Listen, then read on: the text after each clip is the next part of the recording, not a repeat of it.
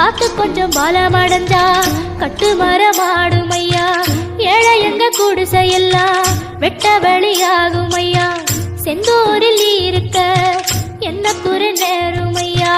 கோவில் மணி கேட்டிருந்தா வாழ்வில் இல்லை துன்பமையா.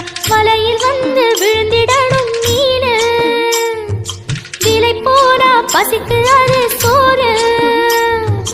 உப்பு காத்து ஊத காத்து சுத்தும் கடலு கரையப்பா.